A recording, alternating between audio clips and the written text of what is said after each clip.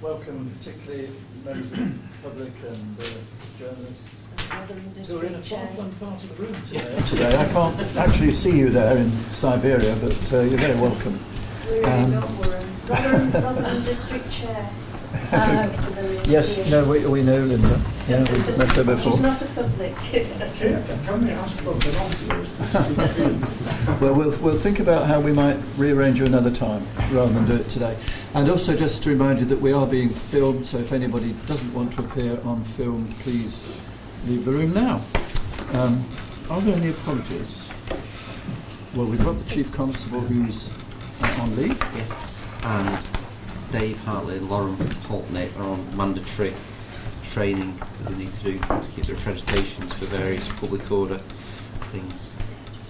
Okay, which we need them to do. Any other apologies? Apologies from Rob Winter. Okay. And on to item 3 then, which is announcements. I'm not aware of any, unless someone has an announcement. Public questions. We do have some questions, and I'll ask Michelle if she'll just take us through those. No problem, Commissioners. There's 3 that we're aware of. The first is from Linda Maxted at Rotherham Neighbourhood Watch. My name is Linda Maxted and I'm District Chair of the Rotherham Neighbourhood Watch Association. I'd like to attend the next PAB. Could I pose the following question? Do you think there's enough information sharing between the police and Neighbourhood Watch? That's the first question. So perhaps a response? Yeah, I mean, I don't know whether the format of the meeting allows for any elaboration, but it would seem that there's a view behind the question, so I'm more than happy to, if it can be elaborated on, to answer it. I mean, we know that neighbourhood watches have been concerned or didn't really like the change away from Confirmer onto neighbourhood alerts. We actually think neighbourhood alerts is working really well for us. Confirmer was a system that has been done away with for us. It's not something we could support technically, so we have moved to a new system. We think the neighbourhood alerts is a good way of getting the information out, and Neil Thomas, who coordinates for us, has put things in place that the district should all be putting out regular updates. So if there's any view that people aren't getting the information either in the mechanism that they need, that might be quite tricky to resolve because we have moved to the system, or the nature of the information. If there's specific detail, then we'll look to work with people and remedy it. Would it, rather than having a long conversation in the room here, would it be easier for Linda to talk to you outside the room? We can do. Or one of the officers? Yeah, I mean, all I will say is that the specific issues I'm more than happy to address, but in terms of the debate about community alerts, I think we've had the conversation a number of times now, and I'd really encourage people to work with us, sign up for it, give us feedback on the type of information that they want, because we can make it very specific. But in terms of a debate about Confirmer or neighbourhood alert, that's gone. We've moved to a new system. No, I get that, and I assume that there are some more specific things that Linda would want. Sorry? It's not about that, it's about the alerts, it's not about that. So do you want to have a conversation outside the room? Is that the best way of doing it? Or perhaps Sorry, we'd like to hear the answers, and we'd all like to hear the conversation, so if we could... Okay, well, if there is a specific thing there, Linda, what is it that you wanted to say? Well, as I say, I've been doing this work 30 years. We've been backwards and forwards so many times and reached a goal and then I believe that we don't have, I know we haven't got many officers, so I'm on your side.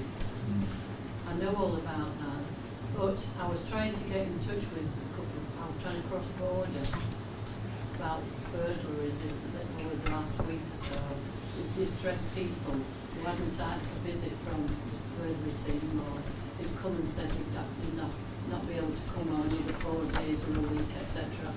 And everybody's coming to me now because they trust me, and I'm then liaising with people. Now, we're not talking about the South Yorkshire Police alerts because we put you forward, we put that forward. When we sign people up, we get them to sign up for that anyhow. Now, whether that's good for us is a different matter, because we have to then also bear in mind that if you're on South Yorkshire Police alerts, you get messages.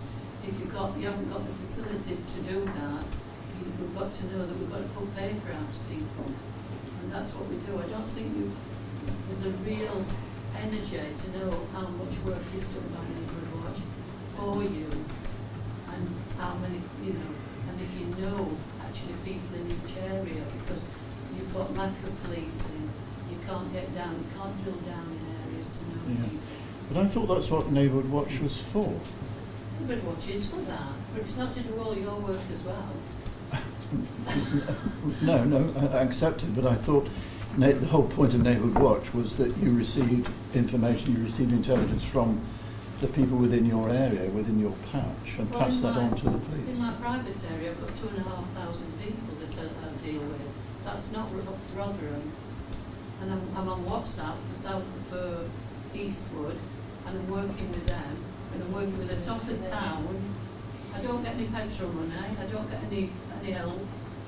I do all that because I love people and I like them and they like part of the family. But we're talking about thousands and thousands of people. Can I Okay. make a suggestion, Commissioner, that Sure. your engagement lead, Fiona Topless, works with Linda at understanding the specific issues, and then Linda can work with the Deputy Chief Constable. It may be ACC Hartley that leads on local policing, where we can put you in touch and iron out what it is that Neighbourhood Watch need and what SYP need in that interaction outside the meeting, if that's all right with you, Linda. Yeah, fine. Okay.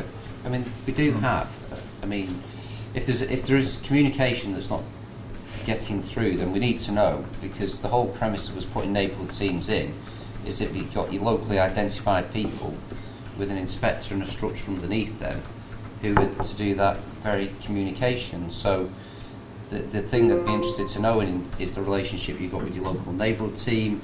Are they visible to you? Are they communicating with you? Are you feeding it into them? Because that's the appropriate route. So if there's something broken in the pipeline, we need to fix it, because that communication needs to be on the local neighbourhood level on a frequent basis. Okay. Just say Well, you've got some fabulous officers, but they stretch to capacity. yeah, we certainly get that. And you know that, but I mean fabulous officers, if they've got the time to be able for us to do what we used to do. And Okay. I know technology's moved on, but it's people you've got to concentrate on. Yeah, no, I understand. Okay, well, we'll ask, we'll take out Michelle's suggestion, ask Fiona to contact Linda and see Fiona. what progress Put it is. together and we can have a chat. Okay, thank you very much. We have another question. Yeah, this question is from Wendy Zealand, who's with us today. Some time ago it was suggested that a telephone answering system would be available at police stations for people to leave crime information. This was a useful system for those who have no technical opportunity. Was this actioned, and if so, how was it advertised for use? And the answer that Fiona in the office has provided is South Yorkshire Police now have all the contacts for their neighbourhood policing teams on their website. Anyone can now access their local team via the website either by telephone or email to provide crime information. You can contact your PCSO, PC or Sergeant direct via the website. So there is a website link there which will provide to you, Wendy, but I think that's part of the answer, because your issue is around the technical side of it, Yes. being a prohibitor for those that want to make contact via the telephone. So And I understood that was why that was going to be set up. yes, so I don't know whether the force want to comment now or whether we take that again outside the meeting. We don't. What we've got to be careful is that we don't have too many ways of reporting crime. And when I say that, in terms of making sure that they're not lost. So there needs to be telephone access, which is primarily around the 101 number, internet reporting, as has been said. But what we don't want is reports of crime coming in a myriad of different ways, people assuming that the police are then aware of it, and then us not being aware of it and it not being dealt with. So we try and steer people away from reporting crime, for example, on email to the neighbourhood teams, because it might be picked up as quickly as we would like. So if people wish to report crime, the initial option, unless they can do it by the internet, is 101 into the Atlas call centre, where we can take the details of crime and we make sure that it's logged and that we don't get it lost. We're really concerned that people ring, and if there's a voicemail facility or whatever it is, people leave a message on a voicemail that then doesn't get picked up, and we run the risk of it either not being dealt with in a timely fashion or being lost altogether and falling down the cracks. So that's why we just try and steer some of the crime recording into particular areas, just to make sure that we don't lose it. Okay, thank you. That's something we pull into conversation because there's lots of other issues around that, unfortunately. I was on 26 minutes.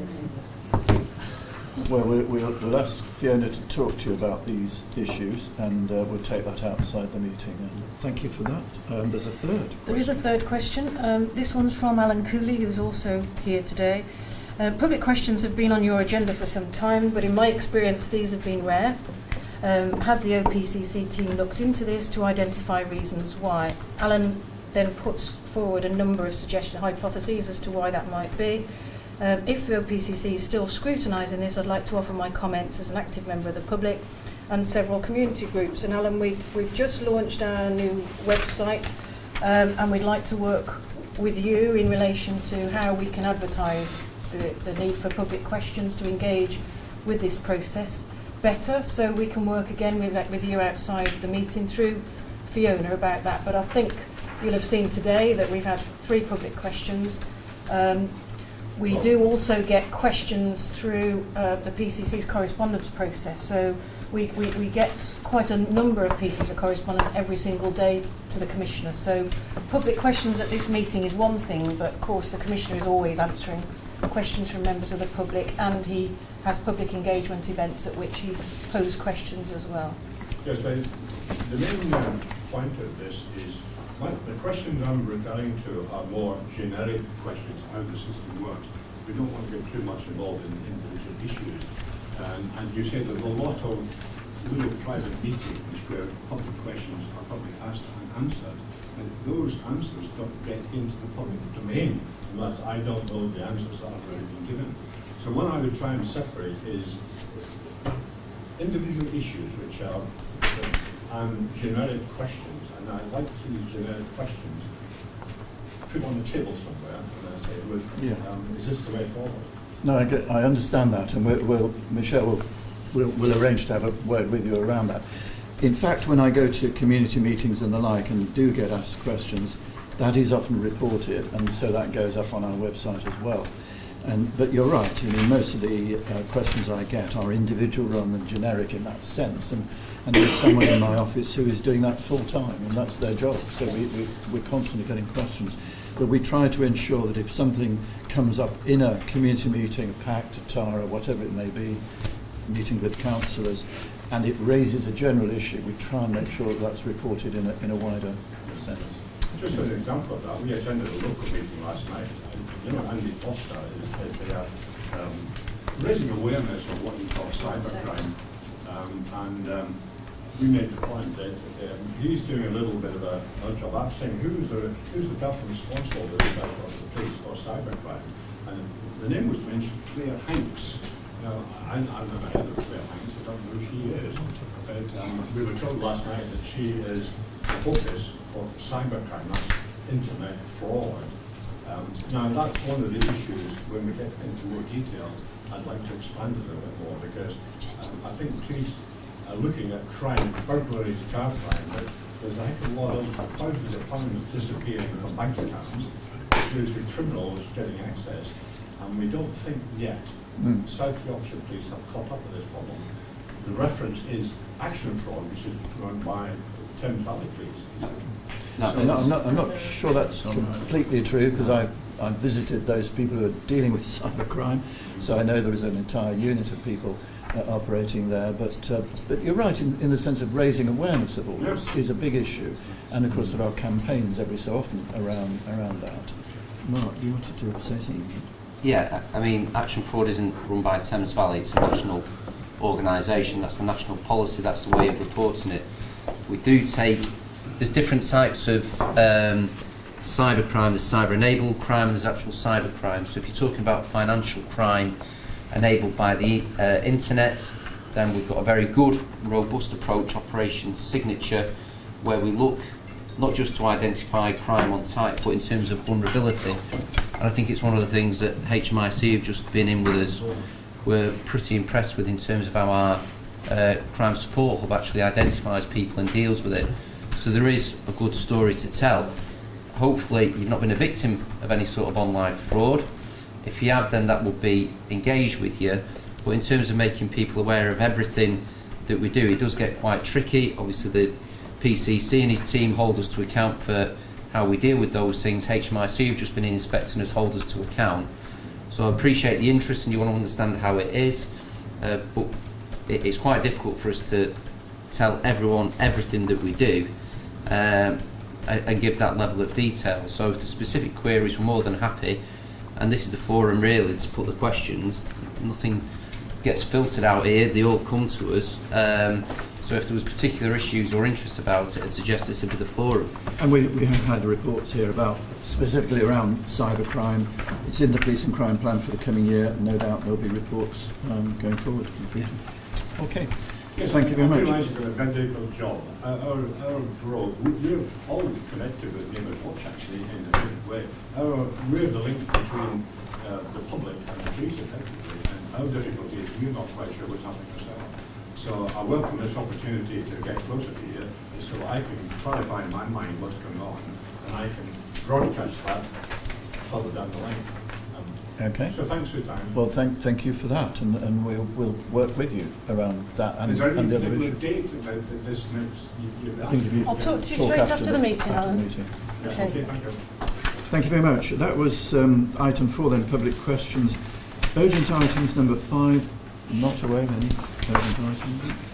Item 6, nothing to consider in the absence of the public and press. Declarations of interest, any additional declarations or new declarations? Item 8, minutes of the last meeting, that was on the 29th of January. Oh, held on, there's a mysterious gap. It was on the 29th of January. Pages 1 to 10, so Michelle, do you want to? There's only one amendment I've made on top of page 10, Commissioner, in relation to the report on Brexit. It's only in relation to the sections of the report that was presented. Section 4 dealt with crime implications, Section 5 dealt with policing implications, so that's just an amendment that's been made to the minutes and they'll be republished.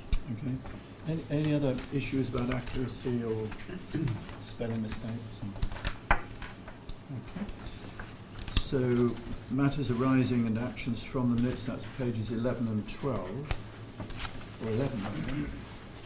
Commissioner, yes, there are 3 actions that are outstanding. The first one is around your police and crime plan and how you set out within the refresh accountability section the questions that you're asking the report authors to address, and that action's for the force.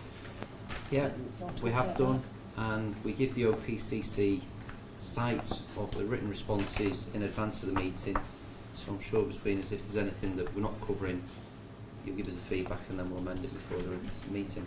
Okay, so we can knock that one off. The next one was for SEC Hartley, and it's around the force consulting the public on what information they wanted to receive via SYP alerts and neighbourhood newsletters. And Fiona, you were speaking with Mr Hartley on that? Sorry, on the newsletter. Alerts. Alerts. Yeah, we've been looking at it under the Trust and Confidence Board. I think the alerts are increasing, work to do to increase them. The newsletters and the local newsletters that are going out within the districts and neighbourhood teams are all in place, I understand, near enough. And last Trust and Confidence has to put on the distribution list of those. I think there are issues around varying quality, weren't there, of Yeah. the newsletters, I think the weekly, being worked on. and also what people wanted on alerts rather than being Yeah. sort of overwhelmed with stuff. But I think you're well on. Yeah, Sorry, Carrie. The templates for the newsletters have now been set, so the standard is, the quality is the same across all. That's only a very recent addition. With SYP alerts, we are constantly asking people to respond and rate the alerts that they receive so they can tell us what they like and what they don't like.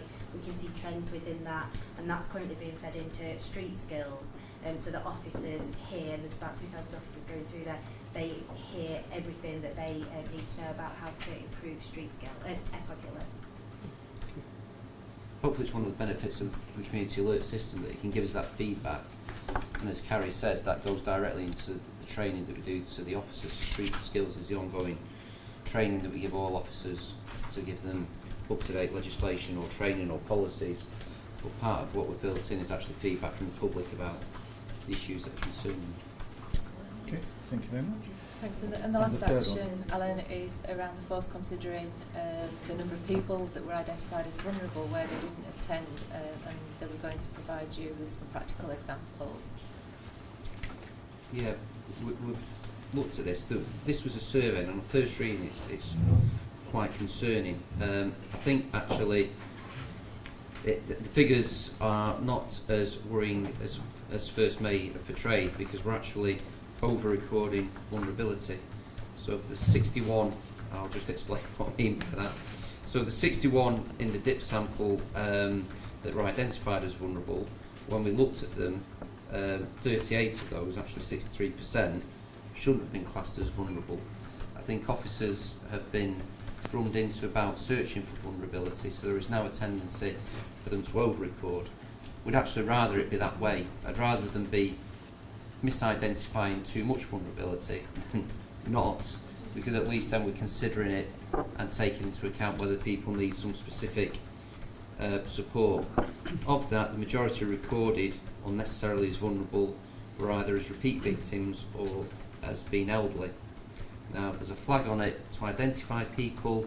It shouldn't necessarily mean that they're vulnerable just because of age or because they've previously been a victim of crime. So that's something that we're looking at, we're feeding back in. Again, we're going back to officers on street skills to make sure that they're properly identifying it.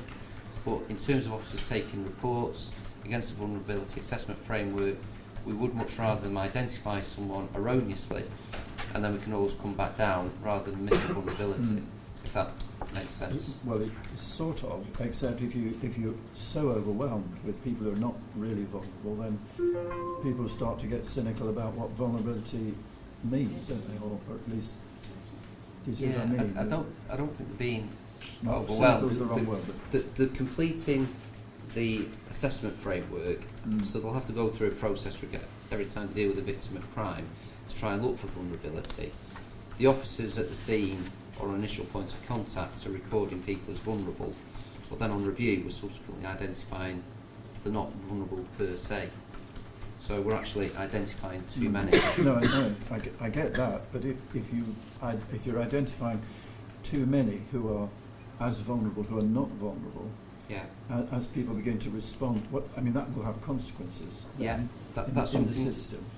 And if they turn out not to be vulnerable, people will start to wonder whether the system's working and whether it's... Yeah, I don't think so. I think we dealt with this at Force Performance, where the issue was flagged about it. Simon Verrill's looked into it, so we can get the understanding that's come out of these figures. What we now need to do is go back to the training and update people so that we can actually hone what the officers are doing. But as I say, I'd much rather as initially everyone's alive to it, which is good. We can now refine the ask so that actually those that we get identified are going to be more accurate. I think with the numbers, and any assessment framework is going to be subjective anyway, so there's always going to be a margin around it of some we'll probably misidentify when we should have identified them as vulnerable. At the moment we seem to be identifying too many people as vulnerable, which is on the right side of things. So we've identified it is a live issue. We're working to make sure that officers accurately do it, but in terms of the culture of the force, I'd much rather them over identify vulnerability than ignore it. No, I do get that, and if you're saying out of the 61, 5 or 6 were identified over, that would be one thing, but 38 suggests that we're not really quite getting this right. But we're in there. Yes. We'll hone that and we'll work on it. We had some specific issues, and one that I remember was around officers texting people overnight, i.e. when people are asleep, and that seemed to be an issue too. I don't know whether that's the shift system or... Okay, so there may be some specific things that we need to... I mean, there's a bit damned if we do, damned if we don't. So if officers are updating overnight, I can understand that. Rather than speaking to someone, texting them overnight, Possibly you'd have to look at the individual circumstances. There might be something when it's quite appropriate to do that, so the person doesn't think they're being ignored, but the officer might feel it's less intrusive to text rather than ring. But if the specific details, please give us them and we'll feed it in. Okay, thank you very much. I think that completes all of those, does it, Erica? Thank you. That was the actions and matters arising at item 9. 10 is the work programme, which is just to report. Yeah, it's 3 months in advance. Just to note that April's will need refreshing to reflect the new police and crime plan, or the renewed police and crime plan. So the performance reporting needs to reflect that police and crime plan. So April's will be coming out shortly. We'll work with Force colleagues in relation to what that looks like. Also to note, when we get to item 13, we'll talk about delivery plans coming to April's pack. Okay, thank you very much. Item 11 and 12, we've got some videos, I think. Mark, do you want to introduce them? We have. We initially drew these up as part of our presentation to HMIC, partly because they're very tight on time when we do these inspections, but we're really keen to try and, in a succinct, hopefully user-friendly way, just articulate some of the work that goes on in the force. And also we get conscious that probably the last thing people want to see is a series of... Probably the last thing that people want to see is a series of chief officers just speaking. So we thought by making it a bit more live, giving it some visual representation, it gets across some of the stuff that we've been doing in the force, as I say, in a more accessible way. And the idea is if people are well disposed to the videos and a way of doing it and be interested in feedback, then it might be something that we can use more widely. And it might actually answer some of the questions that members of the public raised about us being able to get information out there to keep people aware of what we're doing. So the first one's on neighbourhood policing. If we run it, hopefully it speaks for itself, and then we'll look at Nigel's bit of the world, enabling services, which is really important and sometimes doesn't get the airtime that it merits. On re-energising.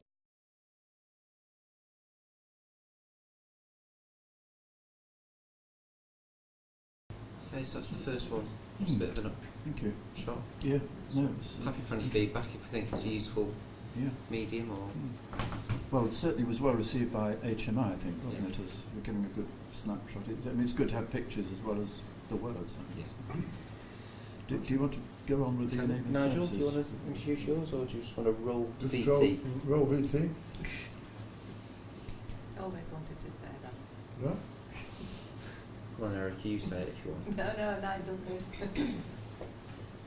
So we would have lost it, is it? You never know.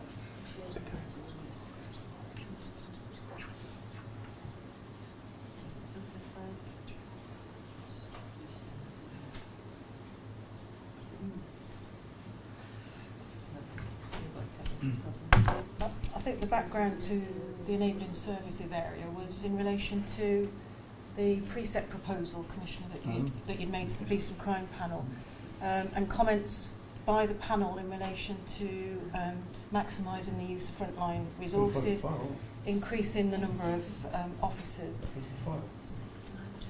I was beginning to wonder what enabling services enable, Nigel. What do they enable then? Enabling Okay, enabling services. do they enable videos is really what I was doing. Should we, while we try and work the links out, if we grab, do you want to move on in the agenda and we'll maybe come back to it hopefully when we get to work? Just pausing on the first one then, I mean the problem-solving policing is clearly very important, which is why we're glad Jim Steinke is able to join us, because it involves partners, and without partners you're not going to be able to solve most of the problems that come the way of the police. Yeah. I don't know whether, Jim, you had a comment on that at all. Yeah, no, so absolutely. It seems to me that from a local authority perspective, a lot of what are seen as traditional local authority problems are actually kind of resolved by working together with police and other agencies as well, so it's mutual.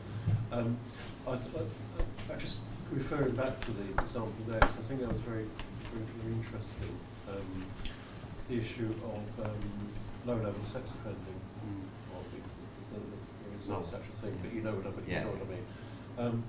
And I think that's certainly in terms of as a community issue. That's some, you know, I'm aware of both as a cabinet member, but also local member, about concerns in communities about that.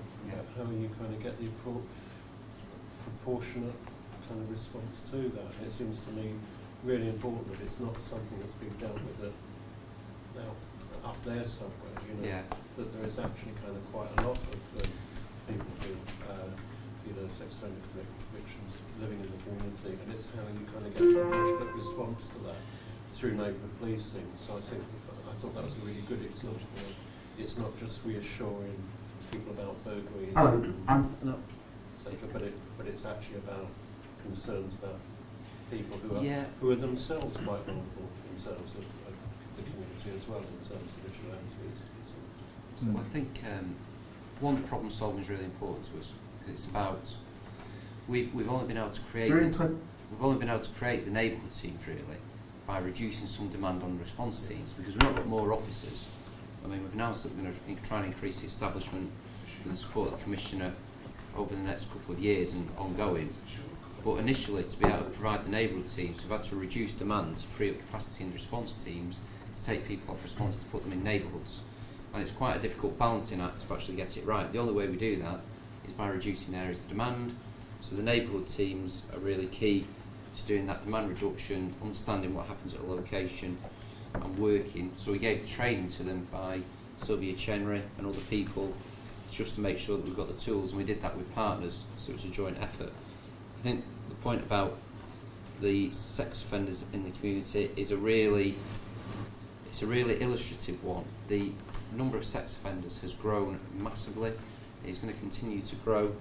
Frankly, the only way you'll reduce it is turn off the internet, because an awful lot of these people with convictions for online activities, that's not going to go away. So we've got a demand that's growing and growing and growing, and we've got to find a way of managing it. So we have our specialists who deal with the highest risk people, but I think it's only right that the neighbourhood teams now have these additional responsibilities to know people in the communities, work with them, and we've just recently had an example where the neighbourhood teams have been briefed, tasked to go and look at a particular sex offender in the community, actually did a visit, because we're doing the visits more readily, because we've got a greater pool of staff to do it, and they actually arrested someone for breaching their conditions because they had younger people in the house who shouldn't have been in the house. So straight away there's an example of how we're using the neighbourhood teams to actually deal with stuff in the community. So it's just, I think sometimes it's helpful for local communities to understand that the neighbourhood police officers are not just doing the engagement, they are actively engaging in the problem solving, and that, I think that's something we'd all welcome them doing, but that does have a pull on the time as well.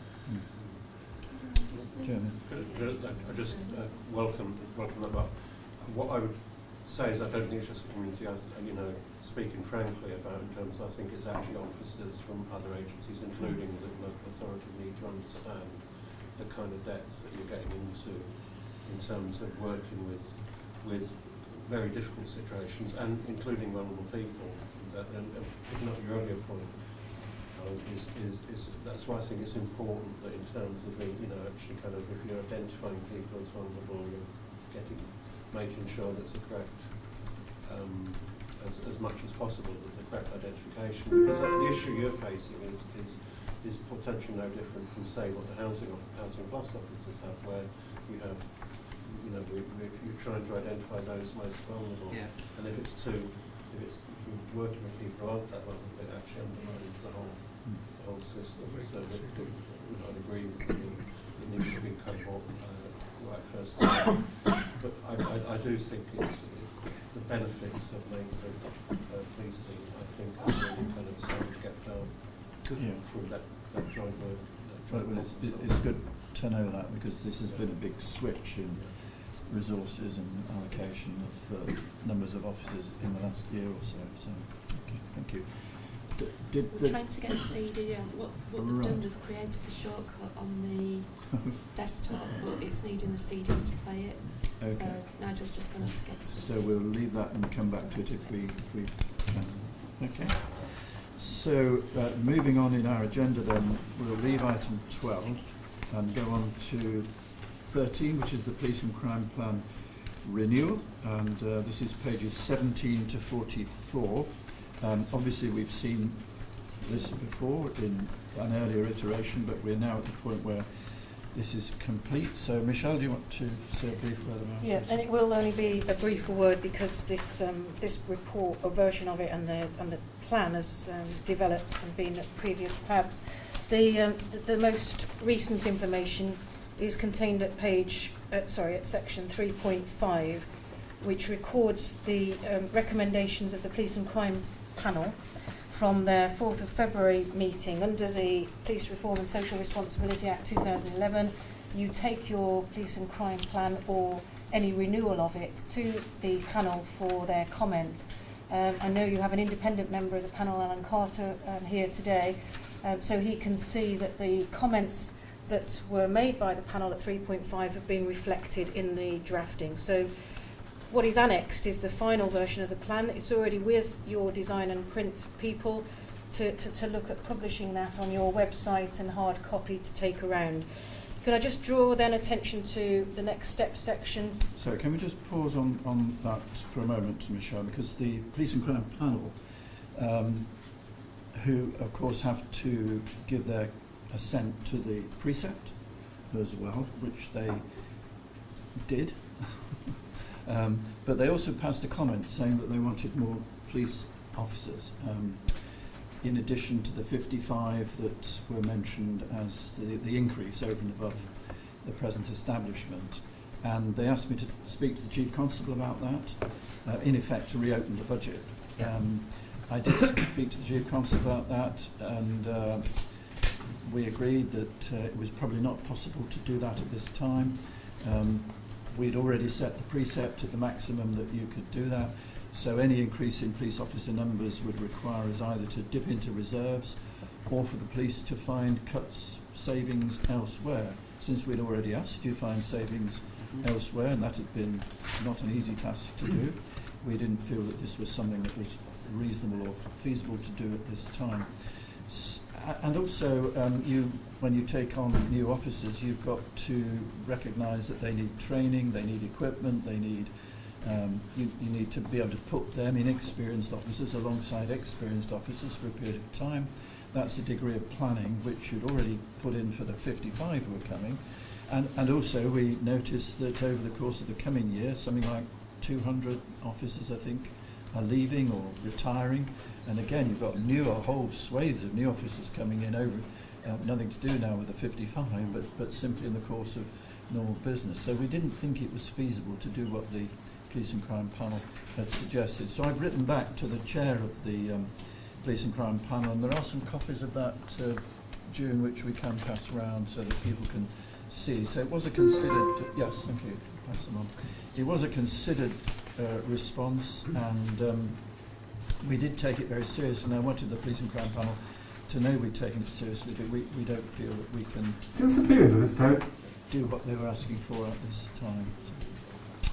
Sorry, I interrupted you. No, Michelle. and I think we were going to touch on that because the Police and Crime Panel's letter is annexed to Mike's report, so we'll come to that later. Do you want me to just say anything Yes, about the Chief about it? Yeah, sure. I was just to concur with the Commissioner. I mean, to be really clear, I think both the Chief Constable, supported by the Commissioner, are more keen than anyone to see an increase in the police establishment numbers. We've achieved a degree of that. We would like more, but what we're absolutely adamant about is that it needs to be done in a prudent and sustainable fashion. So as the Commissioner said, we could leap to a big number of increasing the establishment, burn reserves, but then we're left with the problem of people recruiting into the organisation who we then can't afford.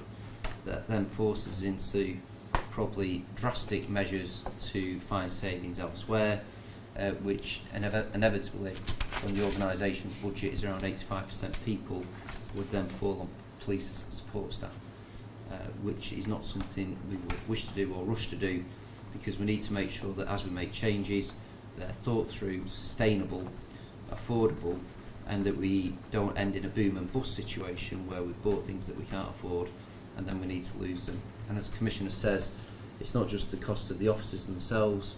New officers coming in require training, they require supporting, they require mentoring, they require experienced officers on districts who are invariably carrying their own workload to work with them to get them up to speed, because it's simply not fair to recruit someone to be a police officer, which is an ever more complicated affair to do. Throw them out there and just let them get on with it. That's not a sensible way to do it. So we are absolutely keen that we will grow the establishment, but we'll do it in a measured way that's sustainable.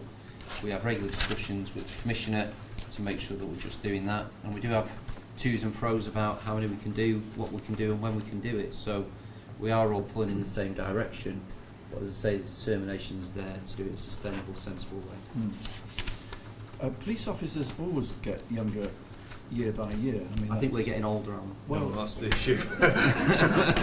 Speak for yourself, Deputy Chief. But I mean, this year, when you look at the number coming in, the force really is going to be quite a young force. Yeah. In terms of, When you get to the point, as I have done recently, where you are attesting officers who were born after I joined, that then starts to make you feel a little bit old. Gracious me. And you just come back from holiday, so you shouldn't be 23 having years this ago. force. Michelle, I interrupted you. No, Page 18. It's okay. So back to the Police and Crime Plan renewal. The next steps that are there at paragraphs 3.7, 3.8 and 3.9 talk about, now that you've renewed the plan, and there's an emphasis on working with partners even more so, and on problem solving and prevention to get upstream of issues. What you're asking for now, as you do each year, is for the force to come forward with their delivery plan to show specifically what in the renewed plan they're going to deliver and how, especially in terms of prevention and working with partners, which are the emphases that you've put in the plan renewal. And the same from the office. So we're scheduling in the work programme, which is what I said earlier, for April's meeting. Those two delivery plans will come forward to demonstrate how that activity will go next year. At 3.9, as you know, in the office we're developing a Police and Partners performance framework of measures that look at the performance not just of the force but across the piece, so that the Police and Crime Plan progress can be monitored by the Police and Crime Panel through quarterly reports that the office put together, drawing on information from everywhere, including the force. Okay. Is there anything else you want to say, or anyone wants to say, about the Police and Crime Plan itself, which is over the next few pages? Perhaps I can draw attention to one or two additions, probably since we last saw it, on page 31, for instance, and 32. We've got a note from Lord Blunkett, former Home Secretary.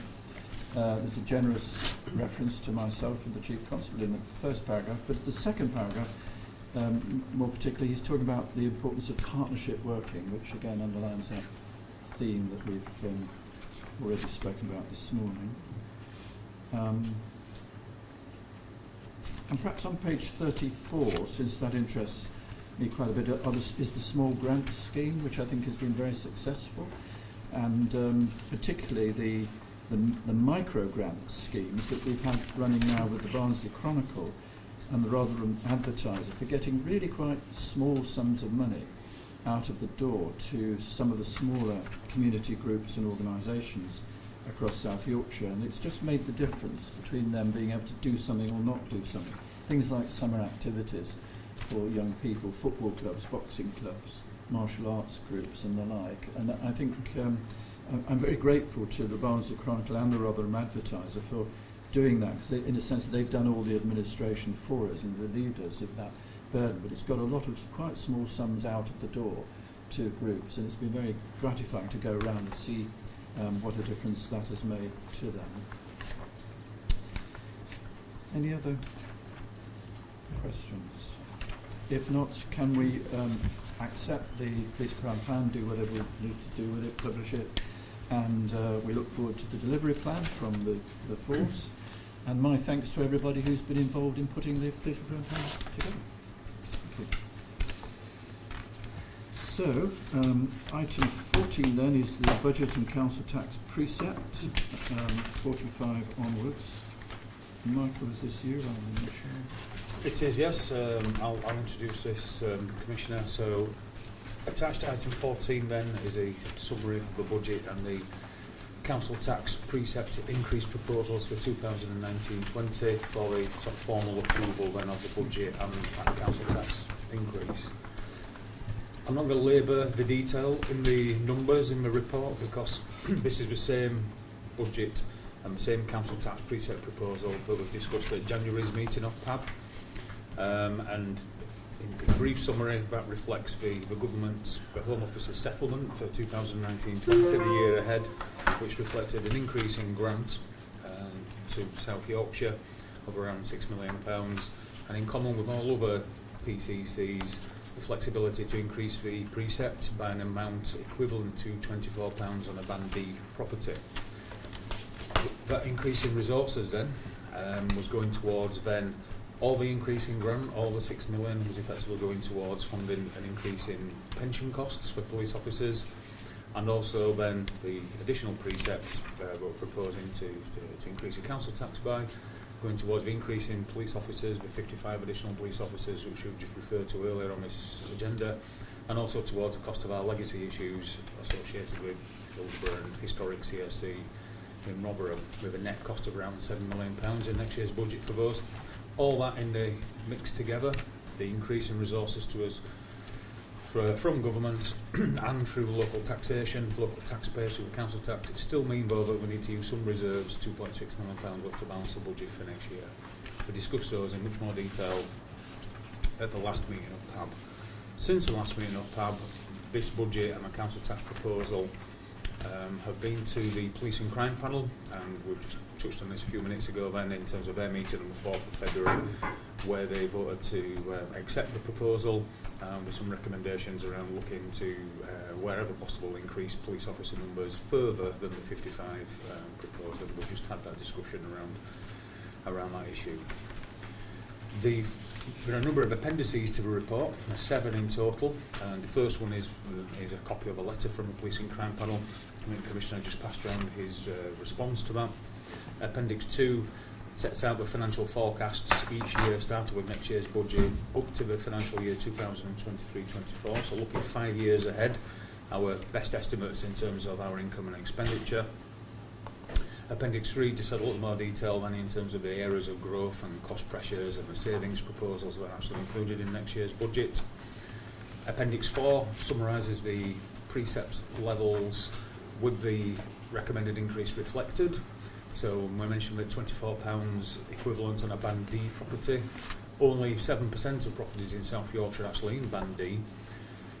We have 75% that are in bands A or B, and their increases, properties in those bands are £16 per annum or £18.67 per annum, so lower than the headline number of £24 which the government use in terms of equating the council tax increase to a Band D property.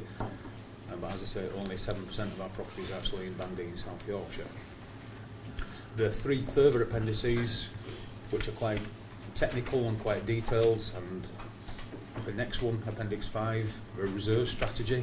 The Home Office require us to publish on our website a formally approved reserve strategy to basically set out then, if you look at our position that we expect at the end of this financial year, we'll have around £45 million in reserves, which could be pointed out in terms of being an amount of money that why could that not just be invested back into policing.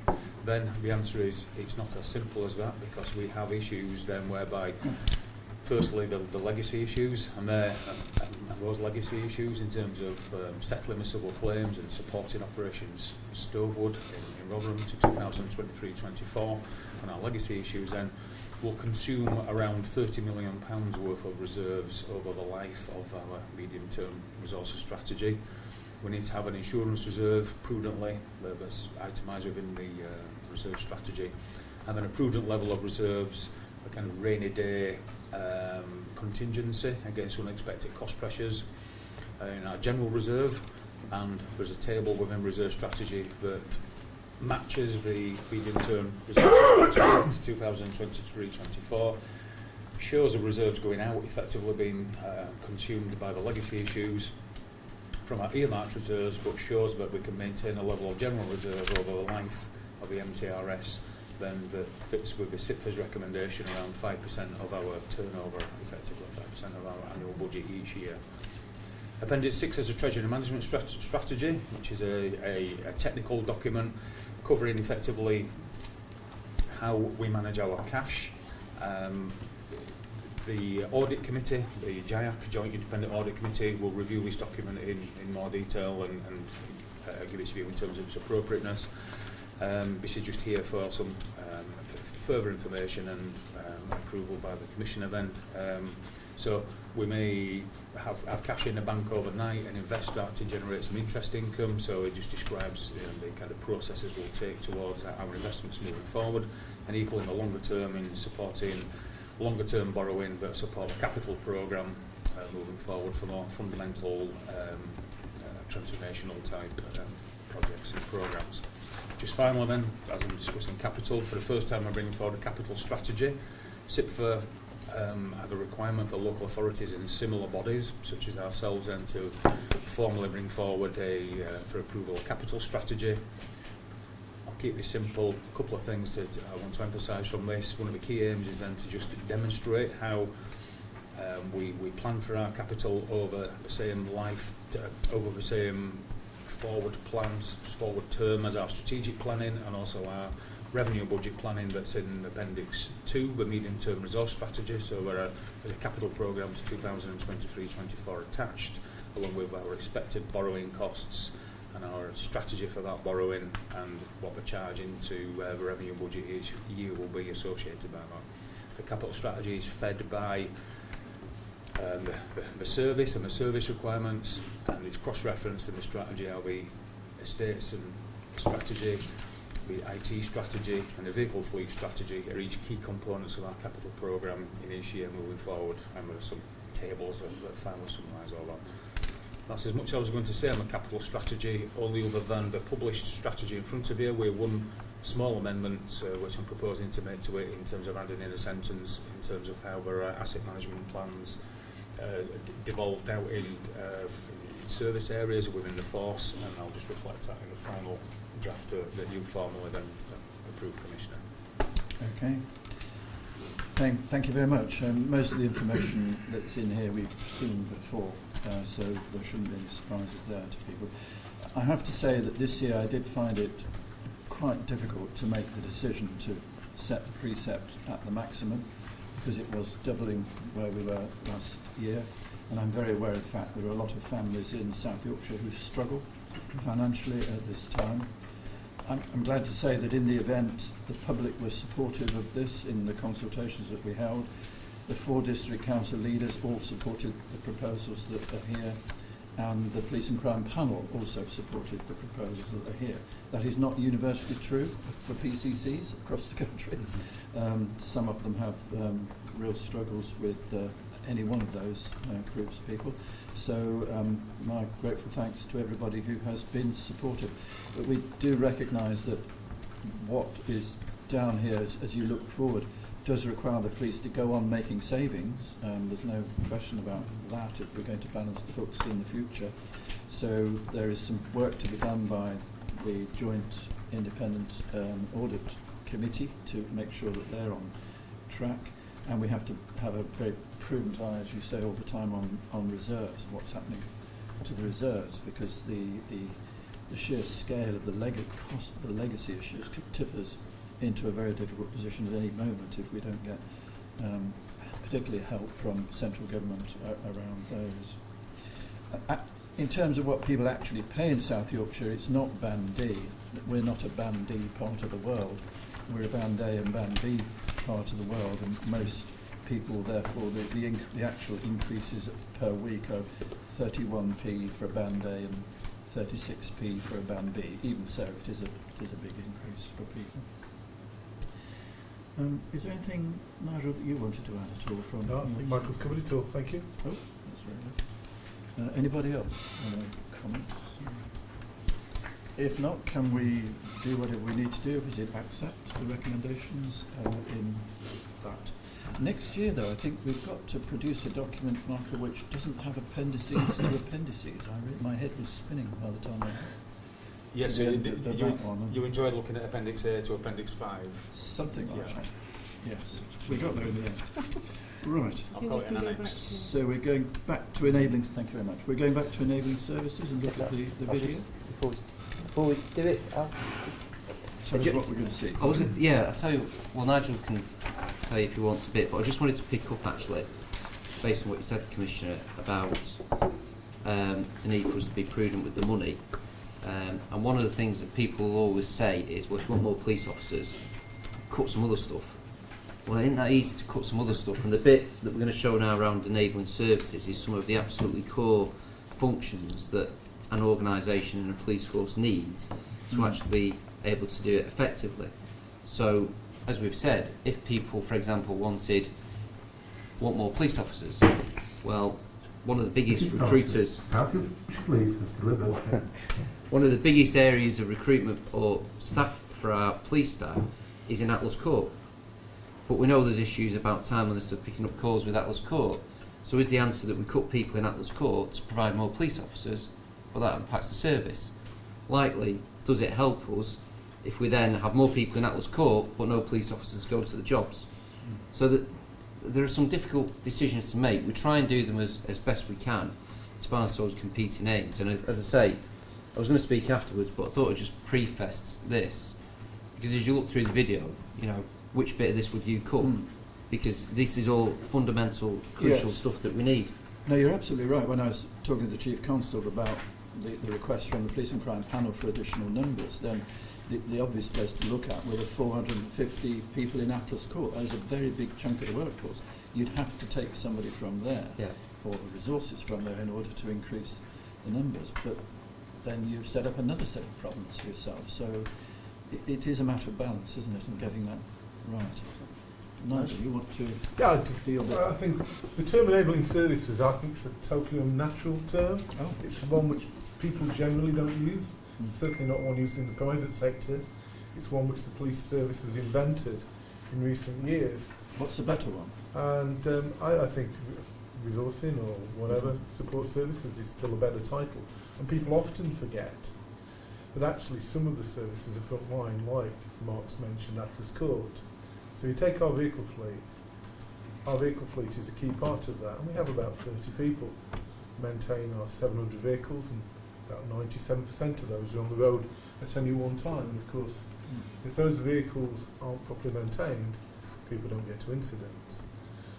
The traditional, I suppose, what people talk about back office type services, finance and HR, are relatively small in comparison with some of the ones which are directly related to frontline activity. And you look at services such as information systems, and we roughly spend just in excess of £20 million a year on all the computer systems which we need to have to maintain our business, because everything we do is now recorded, administered by using quite complex technology.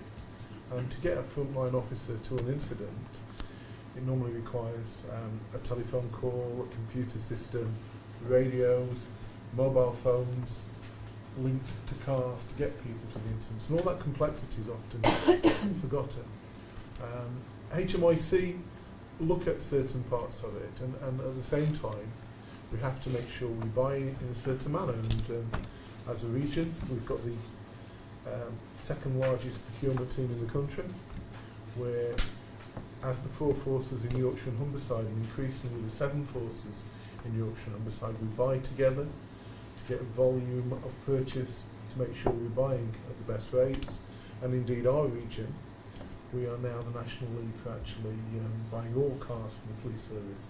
So whereas once upon a time 43 forces bought their own cars, we're now going to the market as one customer. What might surprise you is when you speak to the car market like we do, we're actually still a relatively small customer in terms. So somebody like BT, Royal Mail, buying far more vehicles than the whole of the police service. So in the worldwide economy, whilst we think we are a big and important customer, very often we still have to adapt to market trends. But that's enough really of an introduction. I think we see what we said.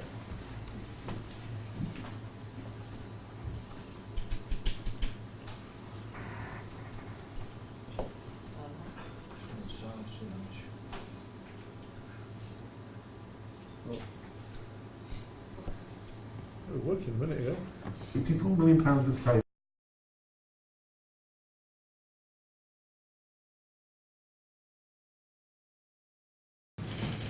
That wasn't a rap version. I think let's have a look at the technology in this room and see if we can. I think what would happen would be, for internal use, we put Louise back in. Louise wasn't in the I see, not in one. the. Ah, I see. And that's why it was on the disk rather than being put on the hard drive. Yeah. Well, that was good. Yeah, that's very good. Thank you very much indeed.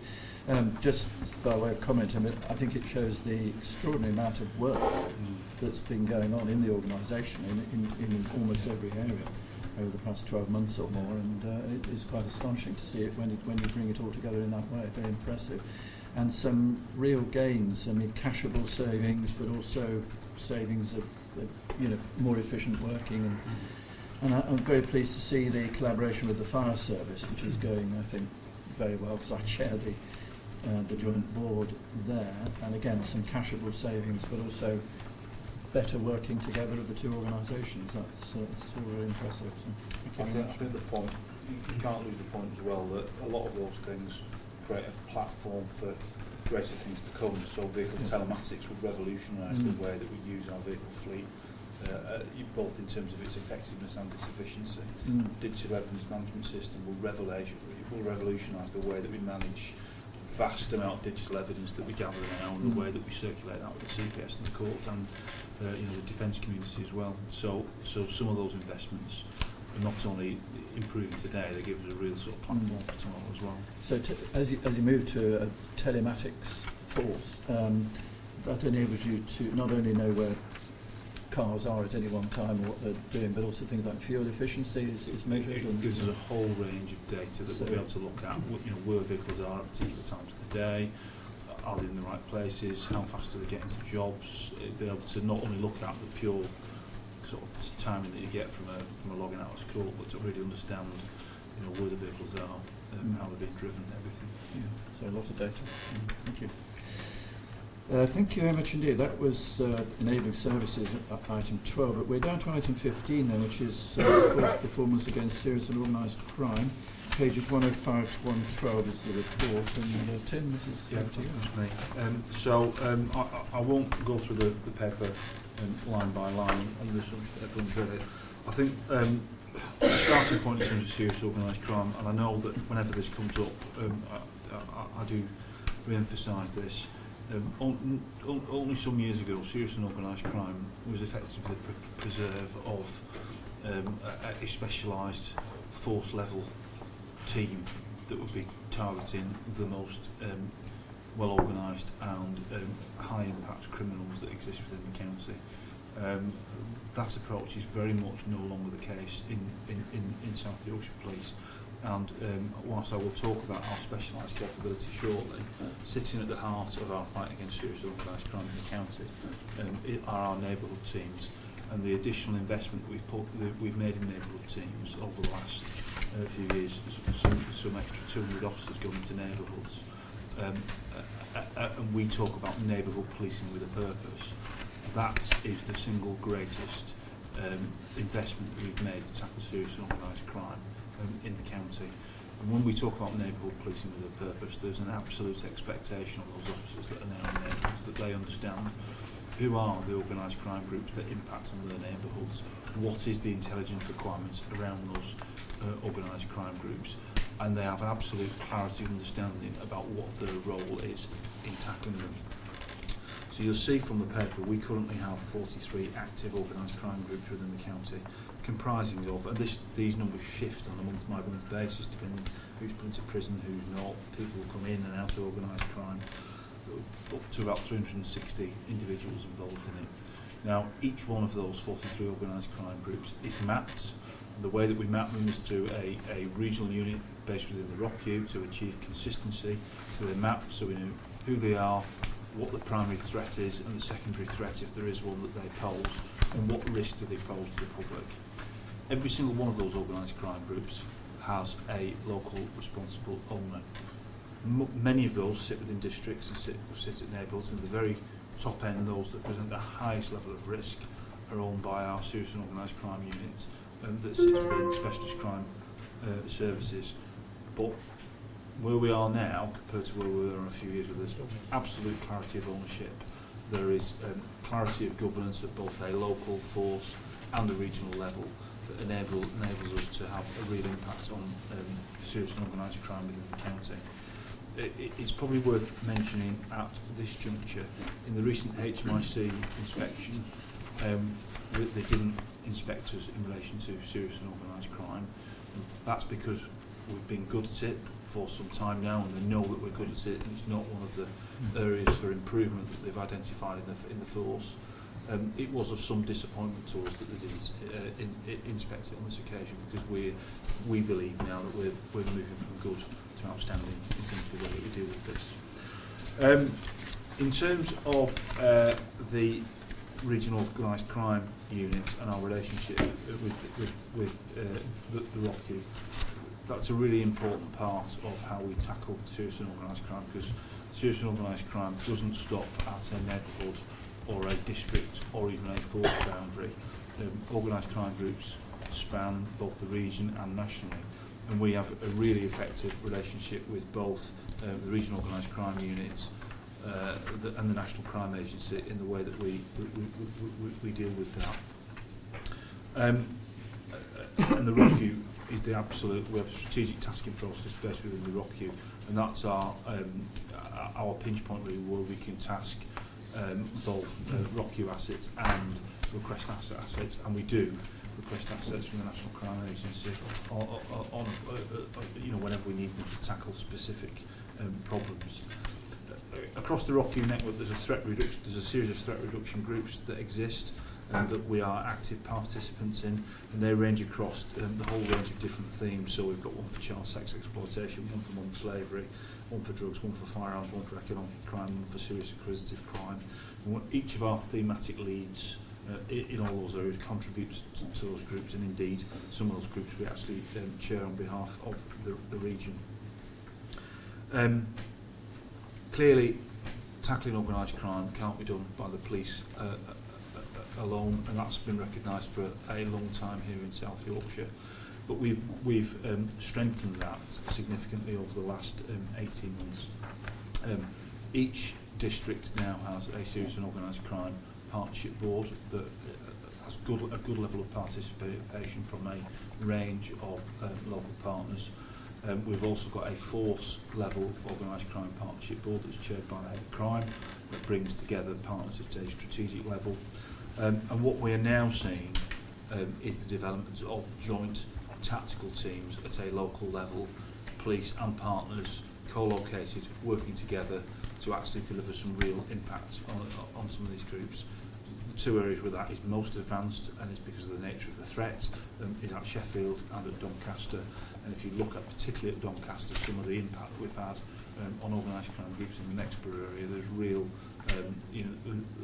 what it demonstrates is a real ability to bring pressure to bear on some of these groups and curtail their activities. I've talked about local responsible owners, so at each district level that's the detective chief inspector, that part of the district command team, that have absolute clarity of ownership on those organised crime groups. And what you will find if you travel around our neighbourhood teams is absolute clarity about who these individuals are, what is the intelligence requirements, and what is required to be done about them.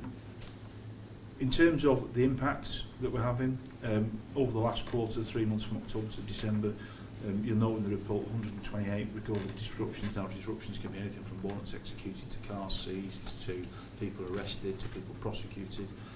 4 firearms seized, a number of vehicles recovered, £19,000 in cash discovered. You'll see on page 109 the graphic there that shows 62 and a half years during that three-month period for the years custodial sentences. I must say, it's not brilliant. I found it a struggle. I'll just put my glasses on. It's not made a huge amount of difference. Perhaps at the centre there, very important, you see 27 children safeguarded, because one of our approaches is, and working with partners very much is if there is a child living in the household of someone who's a member of an organised crime group, we deal with that as a safeguarding risk, and the children's services, adult services are very much on board in all 4 districts in supporting us in that approach. I've talked a little bit about neighbourhoods, but I do want to touch on our serious and organised crime unit in the way that we're structured now, because that's allowed us now to concentrate on the whole range of themes that sit within serious and organised crime. I think a failing of law enforcement in the past has been that the focus around serious and organised crime has very much been about commodities, about guns and about drugs, and that's been to the exclusion of organised child sex exploitation, organised human trafficking. The way that we're structured now, the serious and organised crime unit is divided into 3 distinct syndicates. So serious and organised crime and vulnerability, that deals with child criminal exploitation, modern slavery, online sexual offending. That's allowed us to put a dedicated team of detectives to deal with some incredibly complex, particularly human trafficking investigations, sometimes that stretch national and international boundaries, but it gives us a specific capability to deal with that. We've then got serious and organised crime prosperity, so that deals with, I know it was mentioned before, it's our specialist capability around cybercrime, our specialist capability around investigating complex fraud and complex criminal finance, and it's our centre of specialism around asset recovery. And then we retain serious and organised crime commodities team. Now that's effectively our specialist unit that targets firearms, drugs, and other criminal property. And that unit particularly had a range of success in terms of recovery of firearms over. Would that be, is that reflected in other forces, that division, or is that's reflected certainly in the National Crime Agency now, the way the NCA is divided up. I'm not sure other forces, some will undoubtedly do it, but it has certainly been a failing of policing in the past, and I can speak from my own experience of having worked elsewhere, that serious and organised crime units are very focused in on drugs and guns, to the exclusion of everything else. And as we know, if you take child sexual exploitation, a lot of that needs to be dealt with at a local level, dealing with issues emanating out of children's homes and missing kids, and that local partnership approach is absolutely vital in dealing with that. But where that transcends into organised criminal gangs, and particularly when you get into trafficking, that can't be dealt with at a local BCU level. That requires a specialised team of detectives who know what they're doing and have the capacity and capability to be able to target those complex investigations, and we've got that now, and it's paying dividends for us. I suppose new developments, we've now got a county lines profile that county lines has been raised as a really significant issue in terms of the way that the drugs market operates nationally. For those not familiar with county lines, that is about a drugs gang predominantly from urban areas supplying drugs to non-urban areas via the means of dedicated telephone lines. We've not seen huge evidence of that in South Yorkshire. There are some elements of it, but certainly nothing like on the scale that you've seen nationally.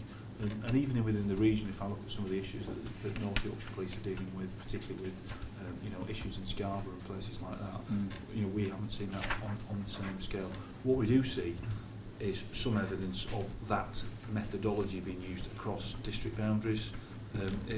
So it was your Sheffield to Mexborough to Barnsley, that sort of thing. But what we're not seeing is some gangs here shifting drugs to Harrogate or shifting drugs to Bridlington, for example.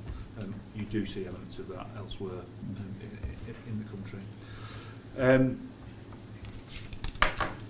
Firearms discharges, we've now mainstreamed Operation Zeus, that was set up 18 months ago to deal with the firearms discharges that we're having. What we have seen recently, just in terms of a trend, is of the firearms discharges we have, we're seeing a far greater prevalence of shotguns used. 12 months ago we were dealing with a lot of semi-automatic pistols and on occasion submachine guns. we're not seeing that. We've not seen that in the last 12 months, and more now we are seeing shotguns used. An absolute priority for us is our management of burglary of licensed firearms holders in terms of the way that we tackle that, because we've had some farms, absolutely, shotguns take, and you had the ram raiding of a firearms shop in Sheffield, and that's an absolute priority for us, because that is certainly a trend that's it's not just seen in South Yorkshire, it's seen in the region in terms of more and more shotguns. That figure on page 1110, just above the diagram, of 94% increase looks quite alarming. But do you want to say something around that, Tim? I mean, what does it mean? Firearms discharges can mean lots of things. Firearms discharges can mean lots of things. So that's a figure in terms of its totality. So firearms discharges can be discharging them at an address, it can be discharging it into the air, it can be discharging it at a person. What we have seen generally in terms of our level of discharging of firearms enabled injuries is we've not seen a vast increase in that. You've got to measure that in terms of the overall picture of serious violence. We've seen a decline in that, 12% decline in knife crime over the last 12 months. But we continue, we don't sit lightly on this at all. The threat of armed criminality in the county is still a really significant one. I mean, we're seeing quite a bit potential linked to criminal vendettas of shotguns being fired at cars in the street, or shotguns being fired at a house. So it's targeted stuff. Well, by and large, but the use of any firearm is obviously a concern, because if someone's got it and they're using it in a criminal fashion, that presents a risk to life. So it's something we do take incredibly seriously.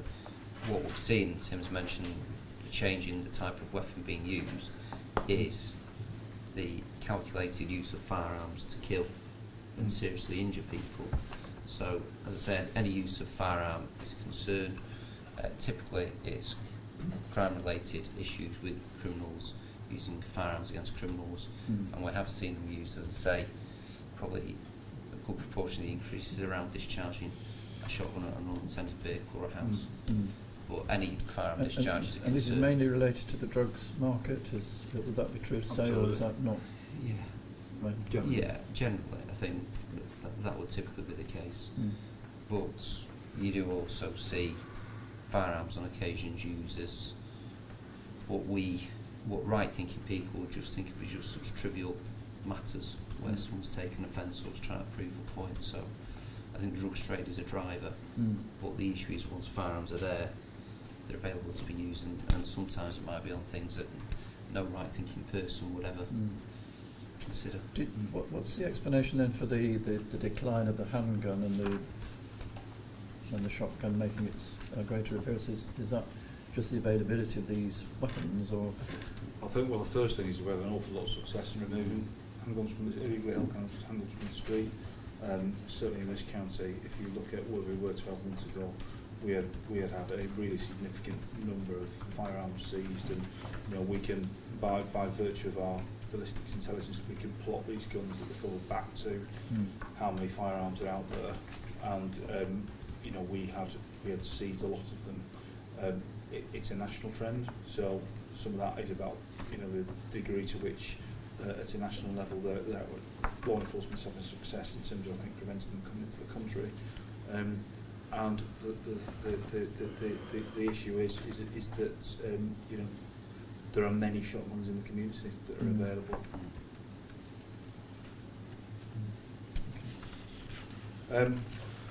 So in terms of, I've talked about the structure of our serious and organised crime unit. As I've said to you in the past, we've got a level 2 capability in line with the strategic policing requirement that allows us to conduct covert surveillance and deployment and management of a whole range of covert capabilities. Oh, that's what level 2 means. Yes, it does. Okay. Covert. Level 2 in essence means level 2 in essence means assets that we will deploy across the county, but housed within that is the force's covert capabilities to deploy surveillance and any number of covert techniques across the county, which clearly I wouldn't elaborate on further, but just to reassure you that we have an effective capacity and capability in that area of policing. I think supporting the investigative side as well, we've taken some decisions around our firearms capacity. So our firearms officers, we do have specific abilities in terms of our ability to engage armed criminals that are probably on a par with, you know, the vast majority of metropolitan forces, with the exception of the CT hubs. But we've recognised the threat of firearms. So as well as Tim says of having a really capable investigative response to it, we've also got firearms capability within the force that actually means we can deal with some of these armed criminals and prevent them posing the threat that otherwise they might do. Yeah. I was with British Transport Police yesterday at Sheffield Station, and I was asking them about firearms, because I'd seen firearms officers on the station, but they were South Yorkshire fire officers, I think, but they do have their own, or they are getting their own BTP from Manchester. And, well, they're a national force. So. Yeah, but I think they're going to be sort of based at Manchester. And unless you've got any further questions. Yeah, just well, thank you very much for that. There's a wealth of information, and there's a lot of successful stuff and good stuff in there. I was just slightly alarmed on page 106 with the figures for Doncaster, which kind of jump out at you from the top of the page in the diagram. They sort of jump out at you that they're pretty well on a par with Sheffield, aren't they, in terms of... Well, the thing I'd say to you is it's shifting sands, and it changes month by month the number of nominals involved and the intelligence picture. But there's no getting away from the fact that you know, the issue around organised crime in Doncaster is really significant. You know, it continues to be so, and you know, the response and the buy-in from partners in Doncaster reflects that. So our 45 teams now, based at Addick Police Station, are they have partners embedded there now, attacking these individuals, and they've had some great success. And some of the success, not only in terms of curtailing the activities of OCGs, leads to other intelligence opportunities that as I was to identify and map further OCGs. So, as I say, it's a continually shifting picture. And you've got in Doncaster, you've got the prisons as well as being a major centre for communications. And that's a really important point, actually, because we've got the 4 prisons there, and organised criminals sadly don't stop being organised criminals when they go in prison. So I think we've made a good investment in terms of the prison investigations team. We've recently had really positive feedback from the prison service. Certainly one senior member of prison staff there has commented, I think it's the most effective working relationship that we've seen with the police force in his 27 years of being in the prison service. And we are making some significant inroads, because frankly, if we can identify organised criminals in jail and get them an additional sentence before they come out, well, that's a far better way of doing it than allowing them to come out, cause harm to the community, and then try to put them back again. Well, I noticed in the additional police officers in the coming year, the 40 that are going to mainly into neighbourhood teams, you've got 3 additional officers for the prison investigation team, 8 additional officers in the West neighbourhood team covering Mexborough, Edlington and Conisbrough, which is has been a worry in the past. 7 additional officers to the Central neighbourhood team covering the town centre and surrounding communities, and then 2 into the East neighbourhood team. So that's Thorne, Moorends and Ascot. So that's half the additional number is going into the Doncaster area, which is a measure of the seriousness with which this is being taken, I think. So.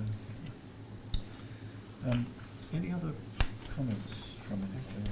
Just make a couple of observations in summary, Commissioner. Just, I think both of what Tim said there and the videos we showed as well, just to really emphasise the points that I think have been made already. We are doing the enabling services review, so one is about checking the efficiency of it, making sure that that's as good as it possibly can be.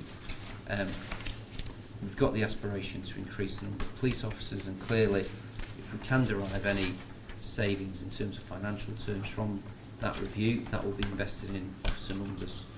But I think, having seen the video, and that's really just a snapshot of the work that enabling services people do, all those support functions, when we talk about trying to get more police officers, the easy answer is often that people will say, we'll cut the back office. Well, I think that makes the point to some degree. It's not really that easy to do it. People have done it in the past where they'll reduce the number of police staffs, but then have to fill the role with a police officer who costs more, and if they're sat in an office, they're not doing what the public could want them to. So that really emphasises the point that we'll look at things, we'll try and derive efficiency savings which can then be translated into police officers, but we're not going to do it in a crude way because it's really vital work that the force needs. The second one I just mentioned is in terms of neighbourhoods. Again, we saw that, the video, but when we consider that our neighbourhood officers are engaged in managing sex offenders, trying to problem solve and deal with all manner of community issues and tackling organised crime, when people see the numbers of officers that we've invested in neighbourhoods, they might well say, well, we need to see them more. But they're not just fully engaged with doing engagement activity, they're actually engaged with tackling organised crime, sex offences and all the other things we've said. So we are putting the investment in, but I think it's really helpful if people see the broad range of things that our staff are doing. It probably gives a bit of an insight into how we're managing them. Yeah, I think there's a big educational job to be done there, and that's part of, I think, what my responsibility is as I go around and talk to community groups and so on. I think, Commissioner, just following on from the DCC's point, you've asked previously to know whether there is a direct line that can be drawn for the public in relation to seized cash and the investment in policing resources. And I think we're going to work with Force colleagues on what that might look like this year. So obviously the Financial Investigation Unit is seizing cash. I know they're supported by legal services in terms of civil orders as well as what CPS can gain by way of confiscation orders. But it's the public seeing how that is being reinvested when forfeitures and confiscation orders are made might be useful this year. Yeah, this is on page 108, 3.13. I was surprised that it was only £19,000 of cash that had been recovered. If there's one area for improvement, I think in the next 12 months, it's about the volume of cash that we seize. We've recently invested in a significant number of new financial investigators following the crime review. They're all in post now, but they're all relatively inexperienced. I've been pretty clear that my expectation is that that's going to improve significantly over the course of the next year. It is just a fact that the force's financial capability pre-crime review, it's just not what it should be for a force of this size. Again, some of that I think had fallen victim to the cuts in the way that they were handled a number of years ago. I think that there is huge scope in this force to increase that. I think there's then a real opportunity for us to do something different about the way that we actually use that money, how the public see that. And I've got a number of ideas that I think that would be a hugely important thing to do. I think that people want to see that crime does not pay, except in the sense that it pays us if we're able to seize those assets. And, any other comments on Jeremy? You're happy? Anything else at all? Okay, thank you very much indeed. Thank you for that. That's very interesting. Item 16 on PCC decisions. Michelle? This one's my first item. Yes, Commissioner, the first one is for formal approval here today then in terms of under the community grant scheme. Two elements that are itemised on page 115 on the summary decision record there. One, a recommendation from the community grant scheme panel meeting of November, and then one which I think was further discussed with you in the meeting on the 5th of February. So in total, they're £5,466.64. Okay. Righto, happy with that. Thank you very much. And then there's another one.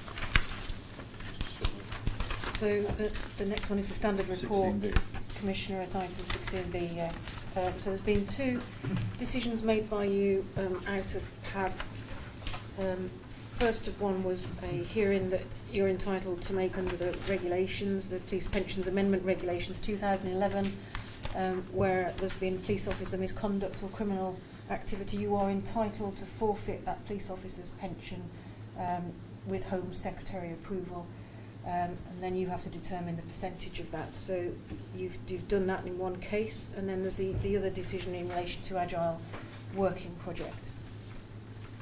We're trying to bring everything to PAB, aren't we, that involves a financial decision. Okay, I think that's everything, unless anybody's got any other business. If not, thank you very much indeed. Thank you.